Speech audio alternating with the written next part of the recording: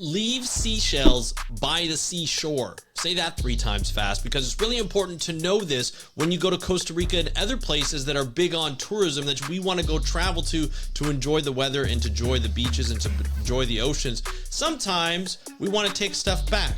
And apparently, people are taking seashells at record levels, and it's actually affecting erosion in these places like Costa Rica. We're going to talk about a new study that's shown so many seashells are being taken away that it's affecting the environment and the local people. We're going to talk about that on today's episode of the How to Protect the Ocean podcast. Let's start the show.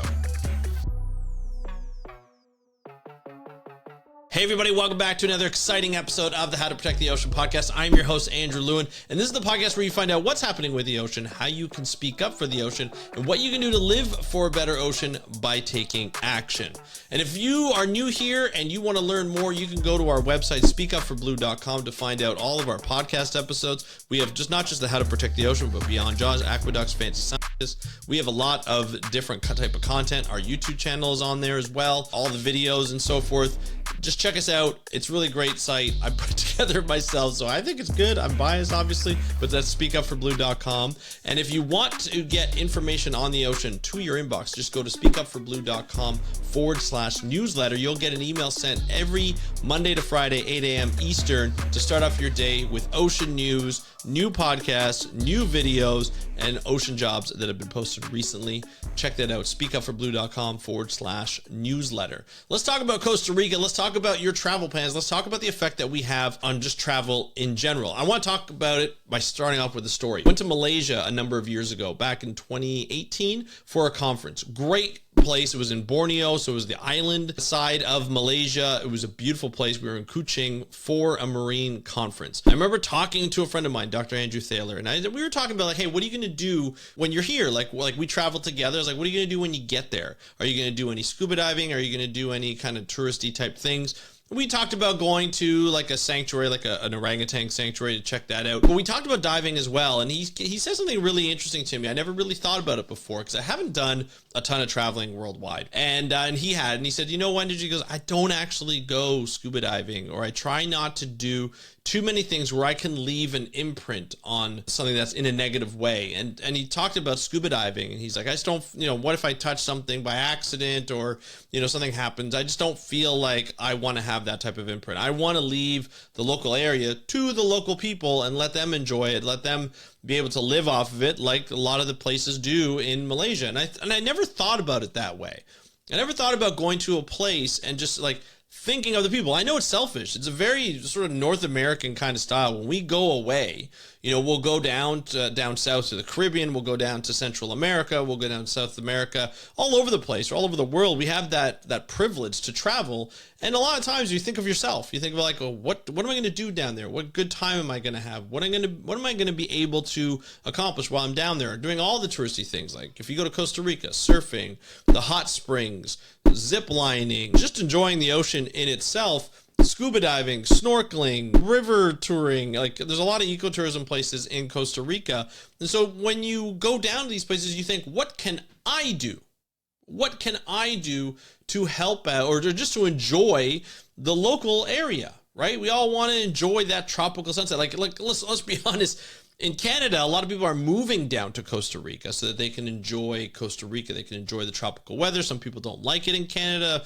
Taxes, government, all that kind of stuff. They're going down there to live there, taking away property from other people, and like from the local people. And it's just, I feel like it's just icky. It's an icky thing that we Canadians do. It's an icky thing that people do all the time. But one thing that's really been identified recently, and I didn't even know this was a problem, but there's a seashell crisis in Costa Rica that put coasts at risk. That's insane. Like, to think about that many seashells being taken and being brought back over as a souvenir, that's becoming a problem.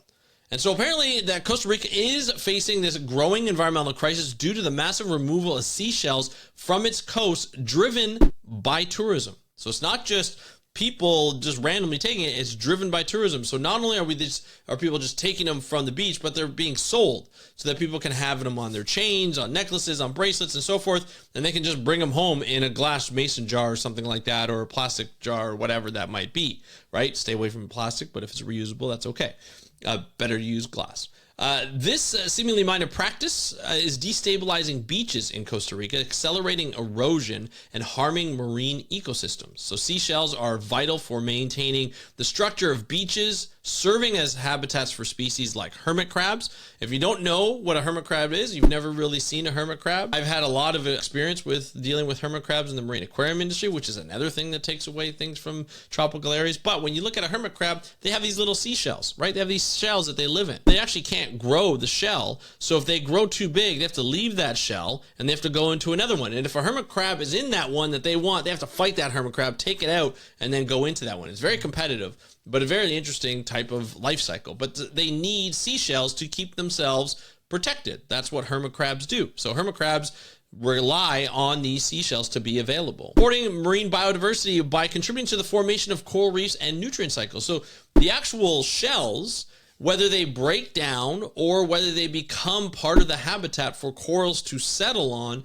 it becomes a really important part of the ecosystem. Coral reefs are home of a lot of different species. They're one of the most biodiverse habitats known to man, especially in shallow areas. They're already going through enough. They need the limestone of the seashells, is what they're made of, and they need that calcium, whether it comes off the seashell or they just use it as a stable place to settle. They need those seashells. Taking it away takes away potential habitat for coral reefs, as well as the calcium that comes off of those limestone shells. Their removal also worsens ocean acidification, disrupts species reproduction, and ecosystem balance. Let's talk about ocean acidification for a second, because we're already in a period, because of climate change, where ocean acidification is increasing. So right now, when you look at oceans are around 8.3 pH, right? A pH of 8.3. So they're basic. They're essentially not basic as in like you're basic.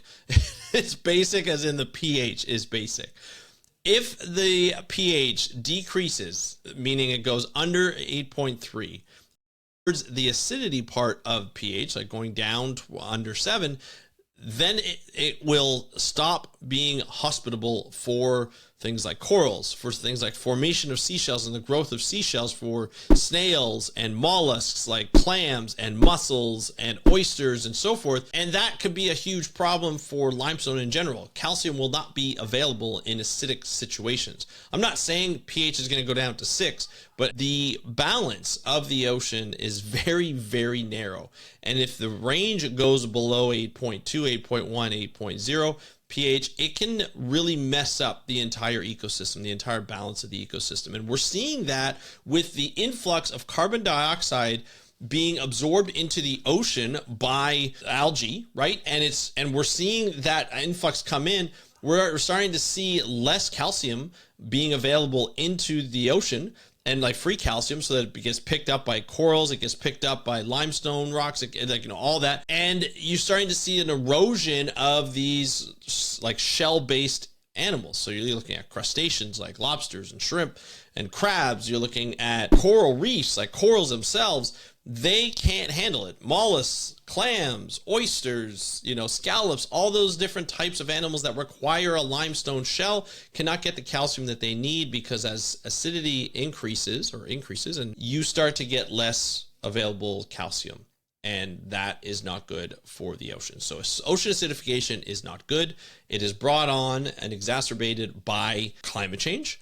And of course, by taking away seashells so that you can't get any of those limestones eroded away into the ecosystem, where you get calcium into the water. So in 2023 alone, how bad is the problem? In 2023 alone, authorities seized over 5 tons of seashells, but the challenges in identifying their origins have complicated conservation efforts. So many of the shells remain in storage, so they're not allowed to go back, or are discarded due to limited resources for proper classification. You can't just put these seashells back in anywhere.